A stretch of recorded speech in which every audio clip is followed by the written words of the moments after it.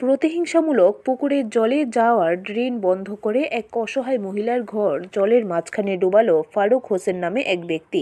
ঘটনা সোনামুড়া রাঙ্গামাটিয়া এলাকায়। চারিদিকে জল আর মাঝখানে একটি বসত ঘর জলের তলায়।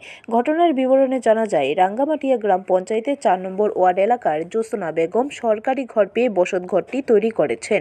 তার এই বসত ঘরের পেছনে বিরাট এক পুকুর রয়েছে। সেই পুকুরের জল পতিত হওয়ার জন্য আগে থেকে একটি ড্রেন ছিল, যার ফলে সে পুকুরের অতিরিক্ত জল এই ড্রেন দিয়ে পতিত হতো, কোনো সমস্যা হতো না।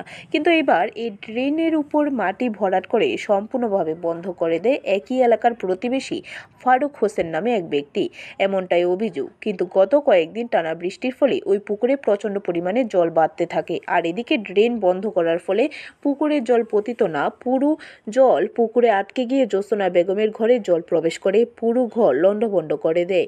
এই বিষয়ে ঘরের মালিক জোসনা বেগম রাঙ্গামাটিয়া গ্রাম পঞ্চায়েতের কর্তৃপক্ষকে জানালেও ফারুক হোসেন কোনো কর্ণপাত করেনি। অর্থাৎ পুকুরের অতিরিক্ত জল ড্রেন বন্ধ থাকার ফলে জোসনা বেগমের বসত ঘর জলের তলায়। এদিকে অভিযুক্ত ফারুক হোসেন সাংবাদিকদের আসার খবর শুনে তড়িঘড়ি করে কয়েকজন লোক নিয়ে বন্ধ করা ড্রেনটি পুকুরের জল পতিত হওয়ার জন্য গর্ত করতে শুরু করেন।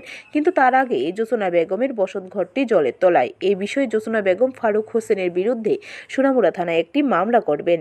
এভাবে প্রতিহিংসামূলক পুকুরের জল পতিত হওয়ার ড্রেন বন্ধ করে জোসনা বেগমের যে ক্ষতি করেছে ফারুক হোসেন, এখন পুরো এলাকা জুড়ে তার উপর মানুষ ছি করছে। তবে যতটুকু জানা গেছে, ফারুক হোসেন কয়েক বছর আগে বাংলাদেশ থেকে এসেছেন। ব্যুরো রিপোর্ট, খবর ত্রিপুরা।